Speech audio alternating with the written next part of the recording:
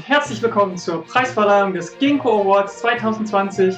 Mein Name ist Lara, schön, dass ihr eingeschaltet habt. Wie ihr vielleicht auch im animierten Intro schon gesehen habt, haben wir uns auch dieses Jahr wieder auf die Suche nach neuen Sternen am Comichimmel gemacht und unbekannte Comicwelten für euch erforscht.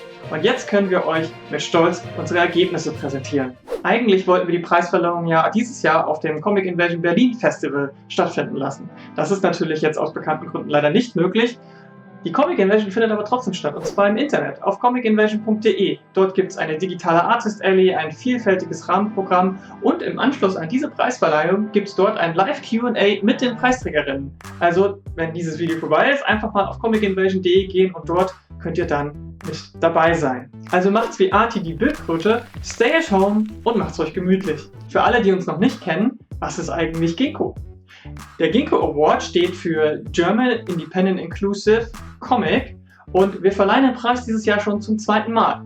Letztes Jahr auf der Comic-Con in Stuttgart. Das Video könnt ihr euch auf unserem YouTube-Kanal angucken. Mit dem Ginkgo Award wollen wir unabhängigen Comic-Schaffenden unsere Unterstützung zukommen lassen. Finanziell, symbolisch und natürlich öffentlich. Vor allem KünstlerInnen aus marginalisierten Gruppen sehen wir als wichtige Zielgruppen, weil die sich in etablierten Systemen oft nicht wiederfinden oder übersehen werden. Genauso soll die wichtige Arbeit von kleinen und unabhängigen Verlagen gewürdigt werden, weil diese nämlich den Marginalisierten oft als Sprungbrett in eine größere Wahrnehmung dienen. Und wer sind jetzt wir? Naja, also wir sind eigentlich nur ein freier Non-Profit-Zusammenschluss von Aktivistinnen aus dem Comic-Bereich, wie zum Beispiel der Comic Solidarity oder dem feministischen Comic-Netzwerk. Die Preisgelder, die wir vergeben, kommen allesamt von anonymen SpenderInnen. Also an dieser Stelle erstmal nochmal vielen Dank euch dafür. Außerdem werden wir natürlich von verschiedenen Verlagen und anderen Institutionen unterstützt. Außerdem wollen wir unseren Sponsoren danken. Der Comic-Online-Shop und Kleinverlag Quimby sponsert Gutscheine für alle Hauptkategorien. Vielen Dank! Tombow hat für alle HauptgewinnerInnen 2 Brushmarker-Sets und einen Block mit Bristol-Papier gespendiert. Vielen Dank! Und ganz besonders freut uns, die Firma XP Pen hat uns ein XP Pen Artist Pro 12 spendiert, das wir am Ende dieser Preisverleihung unter allen Nominierten verlosen werden. Also bleibt dran, wenn ihr nominiert seid! Das Preisgeld von insgesamt 1.500 € stammt auch dieses Jahr wieder komplett aus anonymen Spenden. Vielen Dank dafür! Wenn ihr sicherstellen wollt, dass der Ginkgo auch in Zukunft preisdotiert ist, dann könnt ihr jetzt bei der Comic Solidarity eine Fördermitgliedschaft einrichten. Alles weitere dazu findet ihr auf comicsolidarity.de. Dieses Jahr hatten wir rund 120 Einsendungen. Mega gut! Große Liebe und großen Applaus für alle, die mitgemacht haben. Auch dieses Jahr konnten wir wieder ganz viele großartige Menschen für unser Preiskomitee gewinnen, die aus all diesen Einsendungen die glücklichen GewinnerInnen bestimmt haben.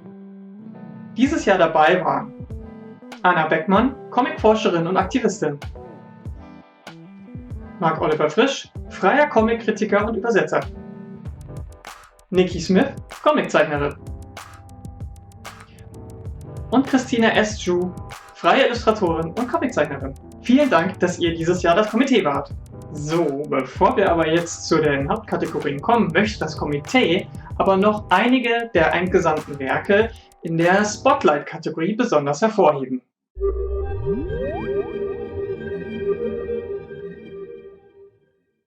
Nun freue ich mich darüber, ein Spotlight werfen zu dürfen. Ein Spotlight auf den Comic Fangirl von Elizabeth Pitt.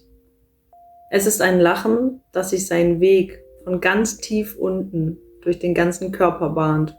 Es ist ein Lachen, das einem die Hand vor den Mund schlagen lässt. Das ist das Lachen, das Fangirl hervorbringt. Es ist ein überraschendes Lachen.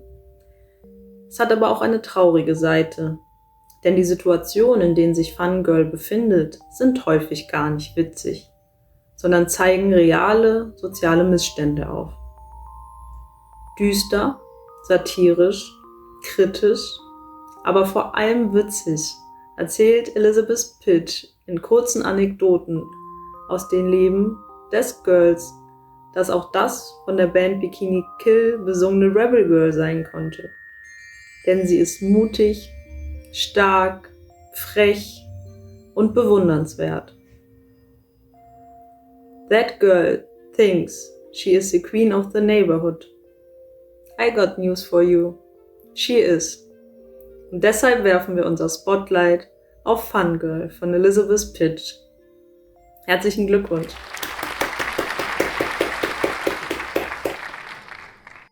Mit Auf und Ab präsentiert Anna Backhausen einen Jugendcomic über Eifersucht zwischen zwei Kindheitsfreundinnen.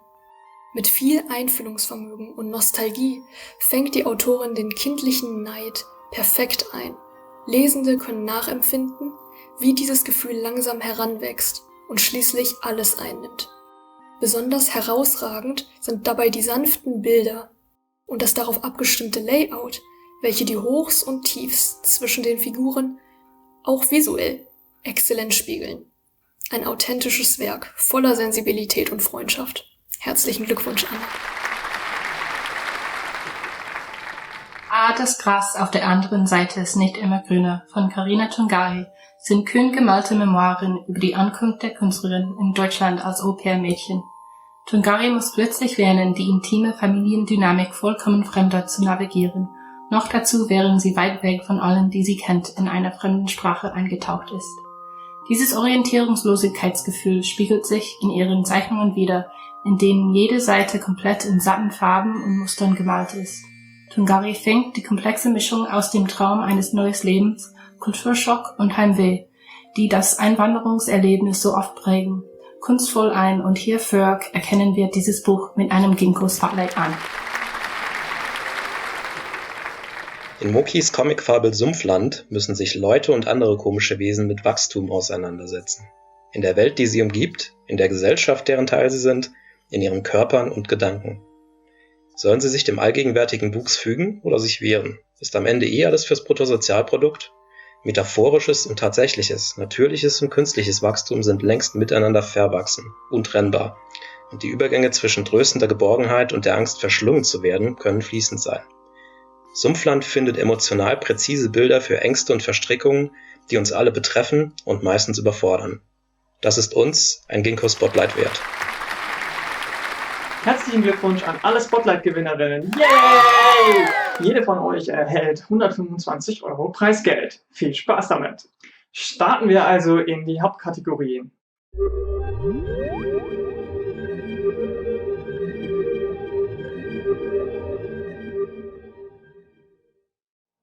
In der ersten Kategorie, der Kategorie Kurzcomic, sind nominiert Auf und Ab von Anna Backhausen, Birdie und Camille von Marte Fiemann, Fangirl von Elizabeth Pitt, 9.9.1999 und danach von Franz Süß, Steinsammler von Jolanda Obleser und Zuhause von Ilka Pflanze.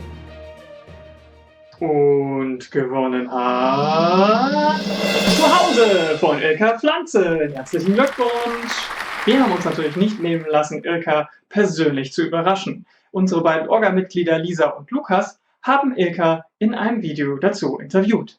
Hallo Ilka Pflanze hier mit uns und wir freuen uns sehr, dass du einen Moment Zeit für uns hast, über deine Ginkgo-Einreichung zu Hause zu sprechen. Ja, und wir haben gleich zu Anfang eine kleine Überraschung für dich. Du hast gewonnen! Okay, jetzt ernsthaft? Ja! Oh nein! Oh, das ist richtig frech von euch. Ja. Oh nein, das Glitzer. Ja, herzlichen Glückwunsch für den Ginkgo-Preis 2020. Ja, okay, habe ich mir gerade selber applaudiert. Dankeschön, okay. Das ist völlig in Ordnung. Da war ich nicht vorbereitet, wie frech. Ja, gerade freue ich mich einfach nur, dass irgendjemand überhaupt meine Sachen liest und das dann auch noch für preiswürdig hält. Besonders, weil es immer so, ich habe immer das Gefühl, ich mache so langweilige Sachen, die einfach nur so vor sich hin plätschern.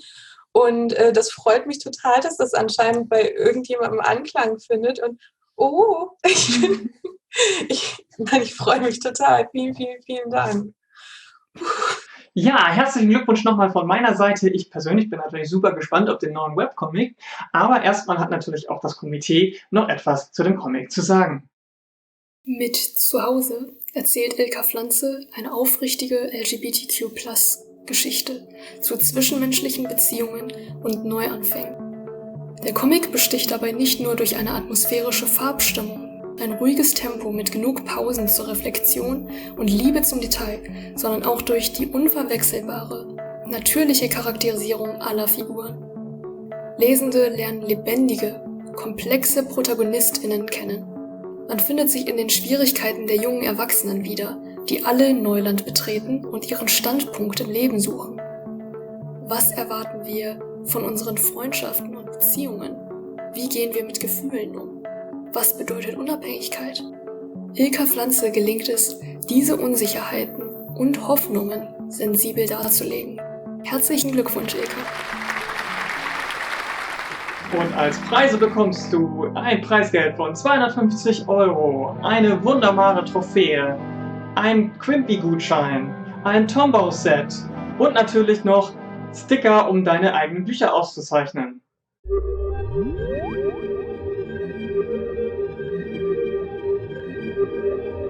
Weiter geht es mit der Kategorie Bester Langcomic.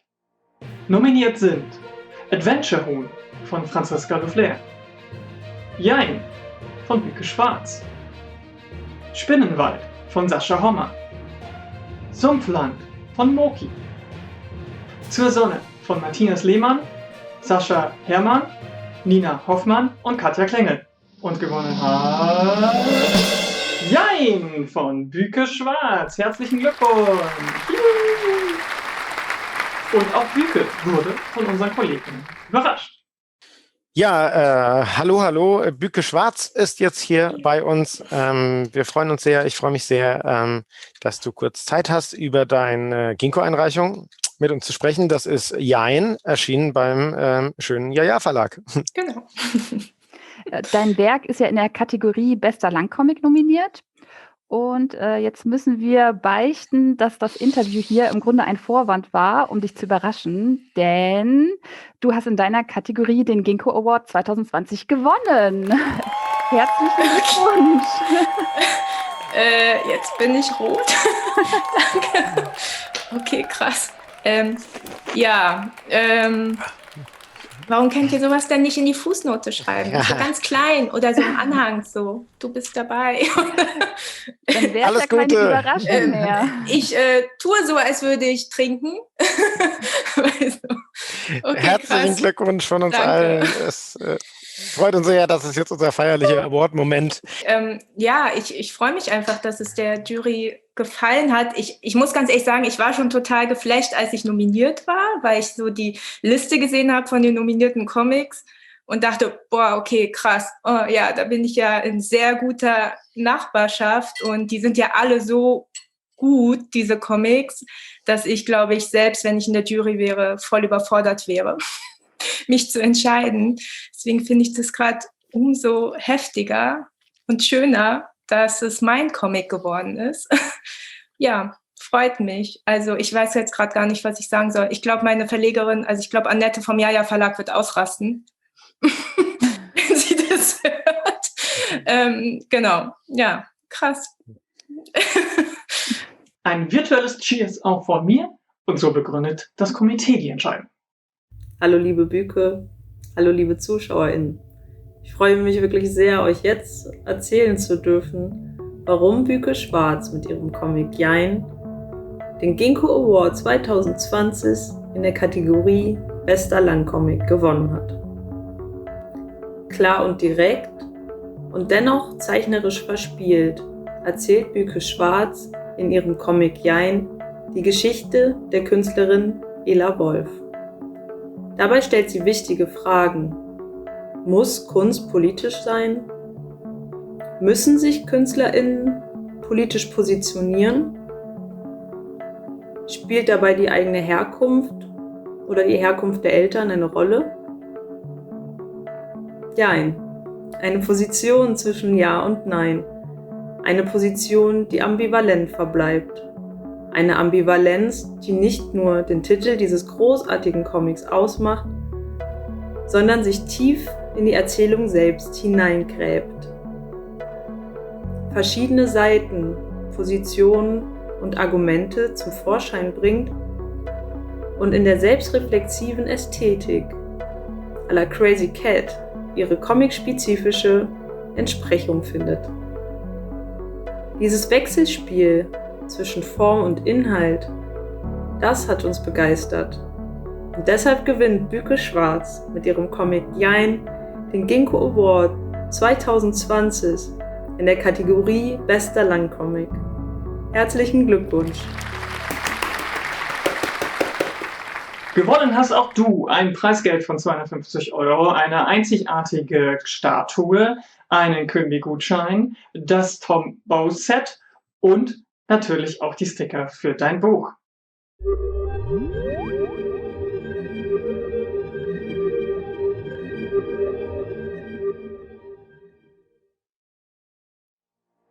Als nächstes kommen wir zu den Nominierten in der Kategorie Bester fortlaufende Comic. Und auf der Shortlist sind Bound, The Contract von Anne Pletzke, München 1945, Band 5 von Sabrina Schmalz, Obscurus Band 1, Schlafender Hund von Giske Großlau, Sturm ist erst Band 1 von Mandy Jensen, Within von Verena Leusel, woraufhin ich einen Zeitreisenden traf. Band 2 der Wüstentrilogie von Maximilian Hillerkiller Hillerzeder. Und gewonnen hat Obscurus Band 1 von Gieske Großlauf. Yay! Und so haben Lisa und Lukas Gieske überrascht. Hallo Giske, schön, dass du hier bist, um dich mit uns für ein Kurzinterview zu treffen. Es geht heute um deine Ginkgo-Einreichung Obscurus, Band 1, Schlafender Hund. Genau, und bevor wir sozusagen in das Interview starten, haben wir eine kleine Überraschung tatsächlich für dich, wenn du weil du dir die Zeit genommen hast. Und ist es ja so, dass dein Comic ja in der Kategorie Bester fortlaufender Comic nominiert ist. Und es ist tatsächlich so, du bist die Ginkgo-Preisträgerin 2020 in dieser Kategorie. Herzlichen Glückwunsch! Okay. Wow, sogar mit Schildern. Okay, krass. Also wenn mein Stuhl keine Lehnen hätte, würde ich jetzt, glaube ich, runterfallen. Alles Gute für diesen großen Preis. Ja, herzlichen Glückwunsch. Dankeschön. Okay, krass. Ja, das muss, glaube ich, erstmal sacken. Ja.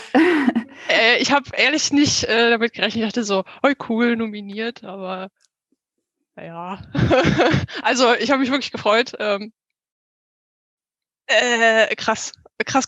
Okay, cool, danke. Wow. Ja, wenn du möchtest, kannst du jetzt auch noch irgendwie Leuten danken oder ein bisschen was dazu sagen. Gerne, sorry, ich war gerade von dem goldenen Hut nochmal abgelenkt. Der ist geil. Ja, ich danke natürlich erstmal dem Schwarzen Turm Verlag, den lieben Leuten, die meinen Comic unter ihre Fittiche genommen haben. Und mich auch schon eine ganze Weile jetzt unterstützen, also und die auch die Einreichungen nochmal gemacht haben, also in Buchform. Ich musste da ja gar nichts machen. Ich danke meinen Eltern und meinen Freunden, die mir geholfen haben, das Ding zu wuppen, wie man so schön sagt. Also es ist ja jetzt schon eine Weile her, dass ich es gezeichnet habe, aber die mich quasi da beraten haben.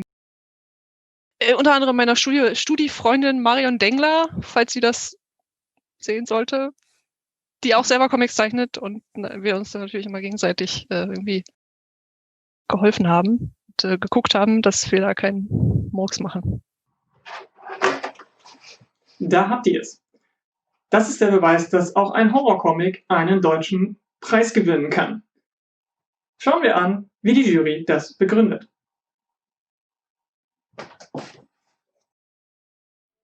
Mit dem Auftakt ihrer Horrorserie Obscurus ist Giske Großlaub ein einfallsreich inszenierter, bisweilen spektakulär gestalteter Comic gelungen. Das Grauen der Geschichte keimt in Gekränkten und Übermütigen, die sich mit mordlustigen Dämonen einlassen. Es wuchert in Mietwohnungen und Waschkellern, um sich schließlich in albtraumhaften, schwarz glühenden Phantasmagorien Bahn zu brechen. Dem Genre gemäß kann die Welt von Obscurus beklemmend und brutal sein. Sie dreht sich aber immer um die menschlichen Belange eines faszinierenden, fein austarierten Figurenensembles. Wir freuen uns auf den nächsten Band und gratulieren zum Ginkgo Award für den besten fortlaufenden Comic 2020.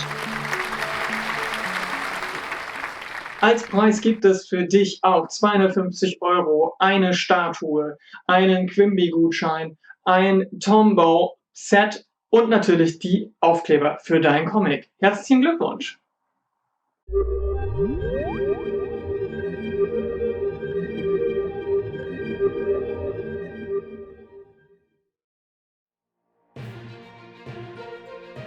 Und nun zur letzten Kategorie, bester Non-Fiction-Comic.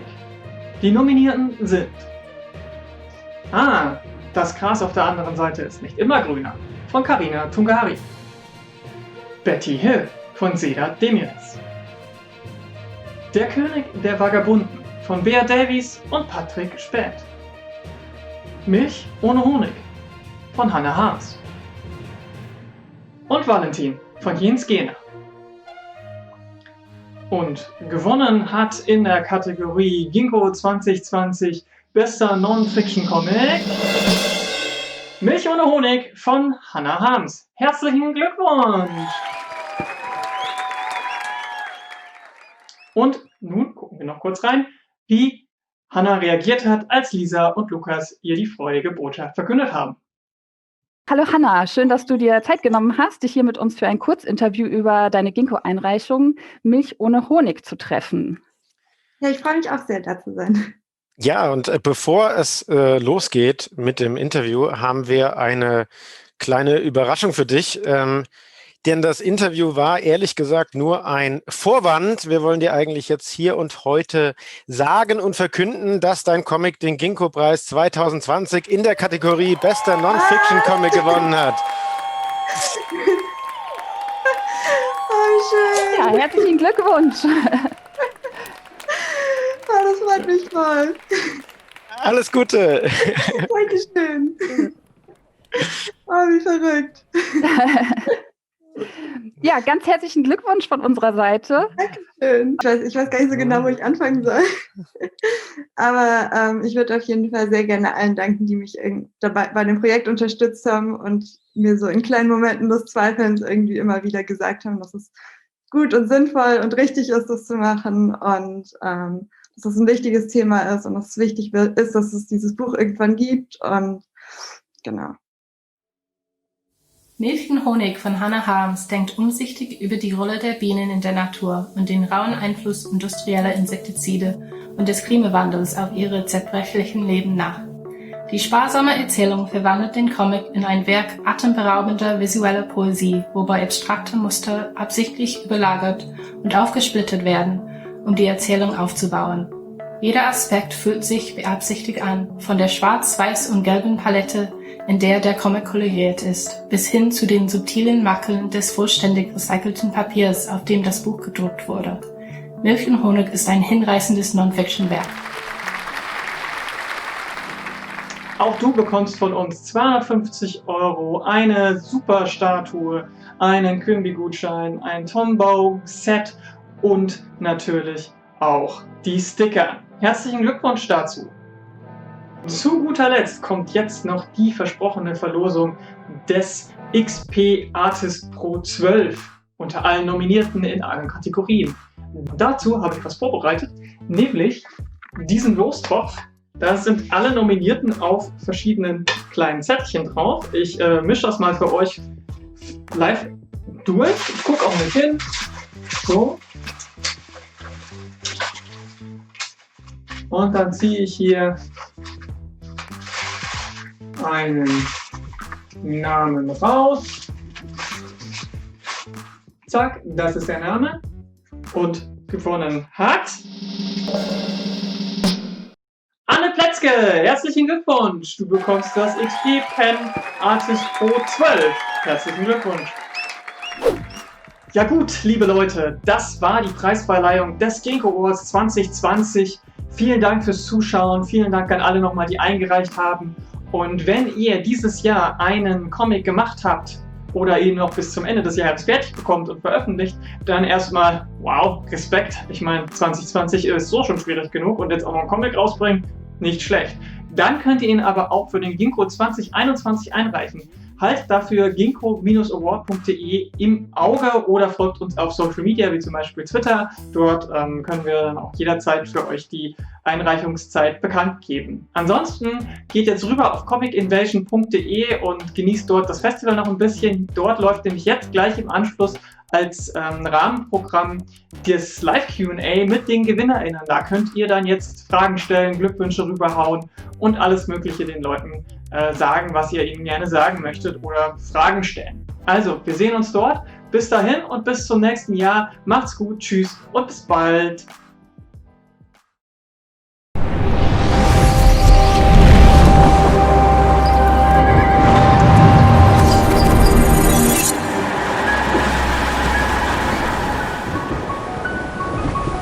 That summer comes to my mind.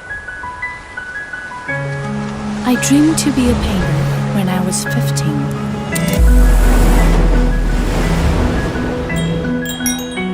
I can steer my course on the blue ocean. Dreaming blue is always clear and bright. With a brush, I can tell my original dream in the imaginary world. Facing the colorful world every day. I keep searching for answers that belong to me. Jumping out of the comfort zone. My journey has just began.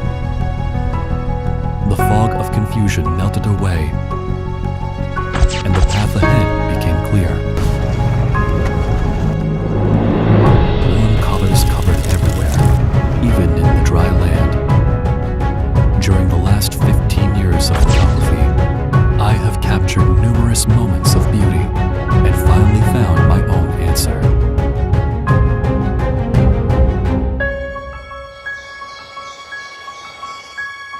In the last 15 years, I've been faced with different choices every day. Change or stay. Walking on the prairie or dancing in the forest. I think I have made up my mind. Choose the loved one, just like lives on earth, nourished by the sun. The world has many colors. Different colors show different lives. Each of us is of unique beauty. Identify your color. Stick to what you desire. That will enrich your life.